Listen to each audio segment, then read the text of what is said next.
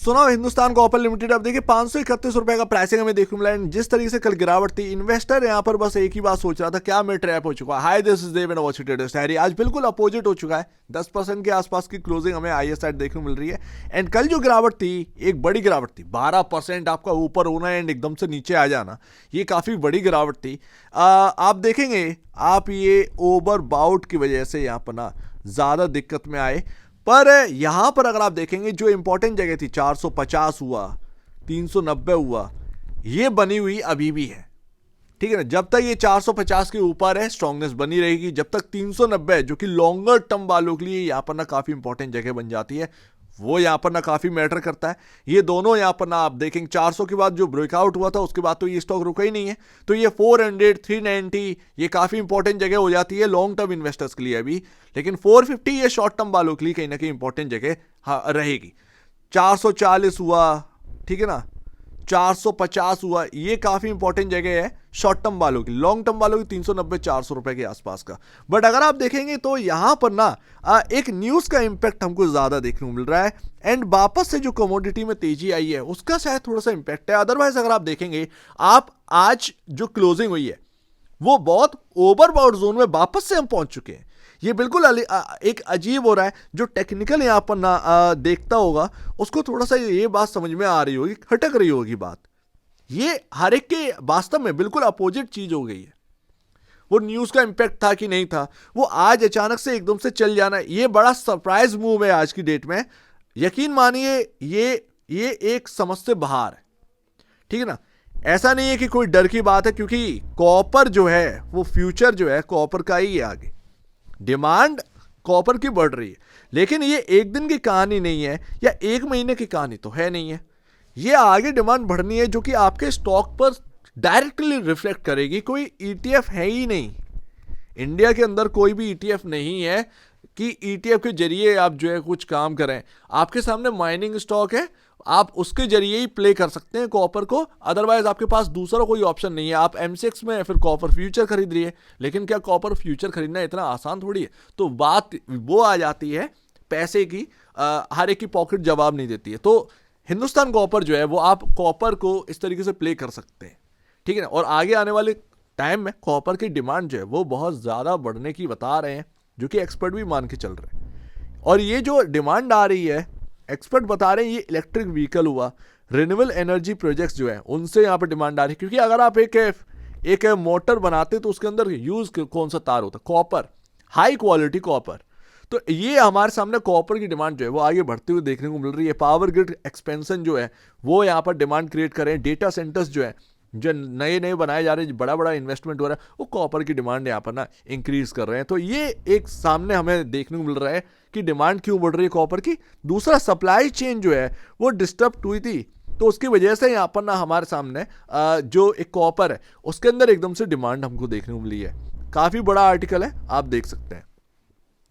जो अगर आप देखेंगे थोड़ा सा स्ट्रक्चरल जो मूव है वो हमको कॉपर, सिल्वर और जिंक में हमें देखने को मिल रहा है। एंड कहीं ना कहीं आगे भी रहता वो देखने को मिल सकता है। देखते हैं कि ये थीम कितना चल रही है, क्योंकि कॉमोडिटी है ये कॉमोडिटी स्टॉक्स हैं। हम कॉमोडिटी स्टॉक्स पहले मोस्टली हम ट्रैक किया करते थे स्टील वाले। ठीक है ना। कॉपर ऑपर पे ध्यान इतना नहीं रहता था। तो स्टील जो है आपके सामने, अगर उससे बढ़ती थी, स्टील का प्राइस बढ़ता था वगैरह वगैरह, तो वो यहाँ पर ना आप देखेंगे स्टॉक चल जाते थे। एंड एकदम से ही वो स्टॉक्स प्रॉफिट बुकिंग में भी आ जाते, बिकॉज ऑफ जैसे ही वो मूव खत्म हो जाता ना स्टील का, वो रुक जाता था। चाहे वो डॉलर का मूव हो, तो आपका अगर डॉलर में बहुत बड़ा सर्ज आ रहा है तो वो आईटी स्टॉक बहुत बड़े लॉन्ग जंप आपको देखने को मिलते हैं। वो डॉलर अगर एक जगह थम जाता है और उसकी तेजी पूरी हो जाती है, तो वो आईटी स्टॉक्स के अंदर प्रॉफिट बुकिंग आई। ठीक है ना। आप देखेंगे, आप स्टील अगर इसी तरीके से कमोडिटी प्राइसेस बढ़ते हैं, कमोडिटी प्राइसेस कहीं ना कहीं तो रुकेंगे ना। तो वो जब रुकते हैं, एक टाइम आता है कहीं ना कहीं रुकना पड़ता है, तो वो जब रुकते हैं तो वो स्टॉक चलते चलते वहीं पर भी उनके अंदर भी प्रॉफिट बुकिंग होने लगती है। तो इस बात का ध्यान रहे, कमोडिटी स्टॉक से यही है। कल गोल्ड गिरा था बहुत बुरी तरीके से, आपके सामने सिल्वर जो है वो टूटा था, बहुत अच्छे खासे तरीके से सिल्वर टूटा था। एंड आपके सामने कॉपर जो है वो यहाँ पर क्लोजिंग हुई थी। एंड इन सब का इंपैक्ट जो है वो उन स्टॉक्स पर डालता है जो इनकी खबरों से चल रहे हैं। भाई सीधी सी बात है, जो आपका स्टॉक चल रहा है वो जाहिर सी बात है आपका फंडामेंटल नहीं, आगे का व्यू देखकर चल रहा है, प्लस जो सेंटीमेंट बना हुआ है कॉपर का उसके वजह से चल रहा है। जाहिर सी बात है, आप समझ सकते हैं, आप हर जगह किधर भी आर्टिकल देखेंगे आपको सेंटीमेंट ही देखने को मिलेगा, ये सेंटीमेंट ही प्ले तो हो रहा है, इससे ज्यादा तो कुछ है नहीं है। ये बात यहाँ पर समझ में आती है। लेकिन आज हुआ क्या है, प्रॉब्लम क्या है कि बुद्धि से बाहर, मैं ये नहीं कह रहा हूं कि मैं कोई नेगेटिव बात कर रहा हूं, मैंने कल भी आपके सामने व्यू रखा था, इंपॉर्टेंट लेवल की बात करी थी, ये नहीं बोला है कि आप बेच दें उठकर, बेच दें उठकर क्या है, मतलब है जो गिरावट आई थी उसका रीजन बताया था एंड इंपॉर्टेंट लेवल आपके सामने बताए थे कि ये इंपॉर्टेंट है, आगे देखते हैं कि मार्केट क्या करता है। सीधी सी बात है, क्योंकि मैं प्रिडिक्ट नहीं कर सकता कि भाई क्या होना है, क्योंकि वो खबरों पर चल रहे हैं स्टॉक, और यहां पर प्रिडिक्ट करना अपने आप को बेवकूफ बताने के बराबर है, सीधी सी बात है। लेकिन है क्या है, कल ये समझ में आता कि कल आरएसआई जो है वो आराम से 90 के अराउंड चला गया था एंड जिसकी वजह से एक प्रॉफिट बुकिंग हमें देखने मिली। आज अगर आप देखेंगे कल जो क्लोजिंग हुई वो 84.93 पर क्लोजिंग हुई थी आरएसआई की, ठीक है, आप हाईली ओवरबाउट जोन में। आज जो क्लोजिंग हुई है वो हमारी 88.48 का आरएसआई पर हुई है, हम हाईली ओवरबाउट जोन में, इसका दोबारा से ओवरबाउट जोन में क्लोज होना ये थोड़ा सा ना आप कह सकते हैं ये सिस्टम के अधीन नहीं है ये एक समझ में आ रहा है, मतलब अच्छा खासा यहां पर ना दिमाग घूम जाए। हालांकि जो इंपॉर्टेंट जगह थी जहां पर कल गिरावट रुकी थी 2% वापस से हम ऊपर क्लोज हुए थे, वो जो गिरावट रुकी थी वहीं से यहां पर ना घूमा है ये स्टॉक। लेकिन क्या ये ना हायर साइड टिक पाएगा, बड़ा अजीब बात। तो देखते हैं आने वाले दिनों में क्या होता है। प्रेडिक्ट करना आसान नहीं है, माफ करिएगा, प्रेडिक्ट करना आसान नहीं है, लेकिन आपको ये समझना पड़ेगा कि लॉन्गर टर्म अगर आप हैं, लॉन्ग टर्म सोच रहे हैं, तो आपको सोचना चाहिए आने वाली कॉपर की डिमांड जो कि स्ट्रांग होने वाली है। तो ये लॉन्ग टर्म वाला तो स्टॉक है, आप इसको प्लस पॉइंट लेकर चलिए, लेकिन जो कहानी लॉन्ग टर्म की है उसके बीच में आप देखेंगे अप एंड डाउन जो है वो इस तरीके से आपका स्टॉक भी तो रिएक्ट करेगा ना, तो इस बात को भी समझना जरूरी है। जाहिर सी बात है हम इस बात को समझ रहे हैं, ठीक है, लॉन्ग टर्म के लिए ठीक है, बट जिस तरीके से एक सेंटिमेंटल प्ले हो रहा है ना, जिस तरीके से हमें तेजी देखने मिल रही है, उम्मीद यही है कि करना क्या चाहिए, आप अपने फाइनेंशियल एडवाइजर पूछेगा, लेकिन मैं अपनी बात करूं कि क्या करना चाहिए, तो मैं सिर्फ एक ही काम करता, अगर मेरे पास 100 शेयर है ना, क्योंकि मुझे नहीं पता कि भाई आज जिस तरीके से पलट गया, बड़ा चौंकाने वाली बात थी, ओवरवाउट में थे और इस तरीके से एकदम से पलट जाना, तो देखते हैं क्या क्या कोई ट्रैप बना रहा है, क्या है, समझ से बाहर है चीजें। लेकिन अगर मेरे पास 100 शेयर है तो उसमें से मैं 20 शेयर बुक कर लूंगा, सीधी सी बात है, बुक, अपना पैसा जो है वो मैं जिम में रखूंगा, बाकी रिमेनिंग जो है वो रखे रहूंगा, क्योंकि अगर स्टॉक चलेगा तो वो बाकी मेरा प्रॉफिट बना के देंगे। ये 20 शेयर का पैसा मैं अपने जिम में रखूंगा, सिंपल सी बात है। जब मुझे सारी चीज़ें पता हो कि हाँ सेंटिमेंटल प्ले है, हाँ मेरा स्टॉक ओवरबाउट जोन में है, हाँ बहुत ज़्यादा यहाँ पर ना एग्रेसिवली यहाँ पर काम कर चुका है, देन ऐसे में कहीं ना कहीं एक छोटी सी मुनाफा वसूली कर अपना पैसा अपनी जेब में रख लेना जरूरी भी है। हम ये नहीं जानते कि किस प्राइस से ये एकदम से नीचे आ जाएगा, हम ये नहीं जानते कि भाई साहब ये हायर साइड जाकर 550 के आसपास जाकर वापस से घूम जाए या वगैरह वगैरह, कुछ भी यहाँ पर होने को कुछ भी रहता है, ठीक है ना।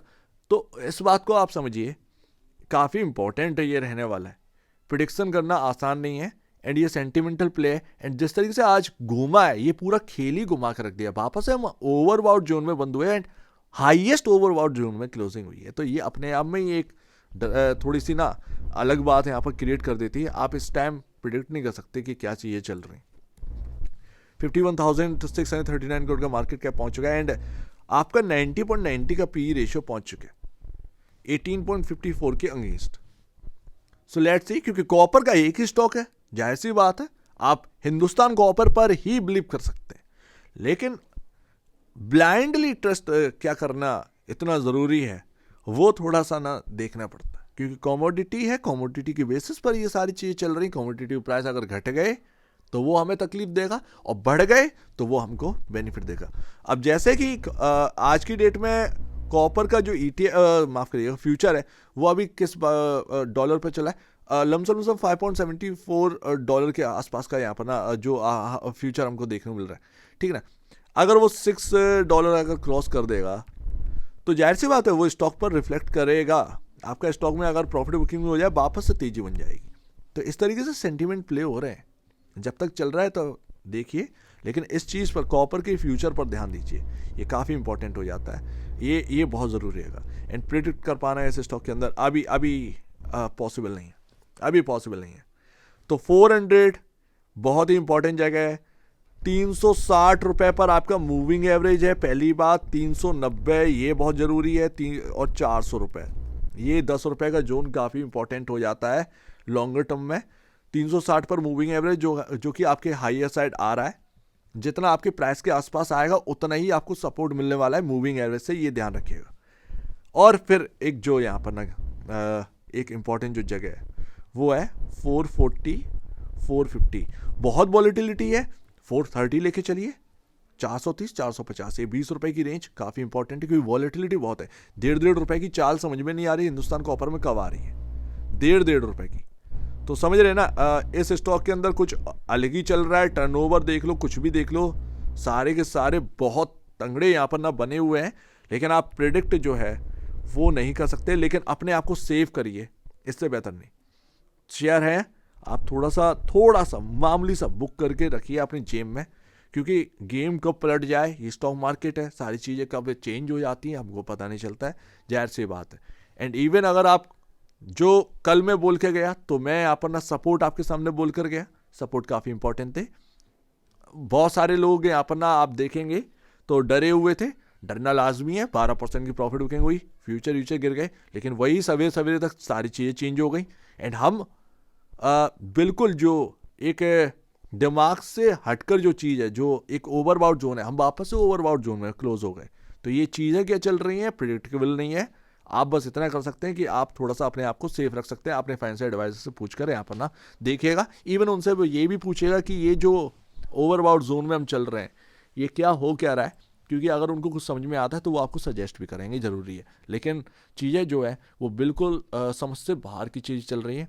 ओवरबाउट जोन में वापस से क्लोज हो जाना अपने आप में बड़ी बात है। 84 का RSI एंड वो नेक्स्ट डे एकदम से, अब वो न्यूज़ का इम्पैक्ट ले लो, कुछ भी ले लो, या कमोडिटी वापस यहाँ पर चल पड़ी। ऐसा नहीं कि कॉपर ने अपना ऑल टाइम हाई तोड़ दिया, कॉपर 2% ही ऊपर, लेकिन हिंदुस्तान कॉपर का स्टॉक चल रहा है।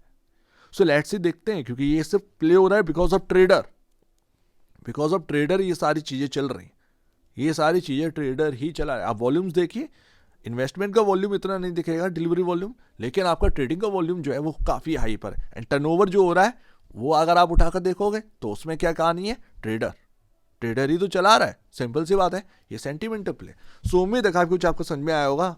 अपने ब्रोकर से ठंडे दिमाग से यहाँ पर पूछिएगा। एंड कहीं ना कहीं आप बात समझिए, जो शेयर है आपके पास रिमेनिंग रखिए कुछ थोड़ा सा बुक करके, ज़्यादा बेहतर यही है। अपने आप को सेफ रखो। आप प्रिडिक्ट नहीं कर सकते इसमें कि क्या होने वाला है। क्या मेरा 531 वाला कल के दिन 600 हो जाएगा, या 531 वाला मेरा यहाँ पर 480 पर वापस से क्लोज होने वाला है। ये सारी चीज़ें अनप्रिडिक्टेबल अभी चल रही हैं, सेंटीमेंटल प्ले है, आप इससे ज़्यादा कुछ नहीं कर सकते।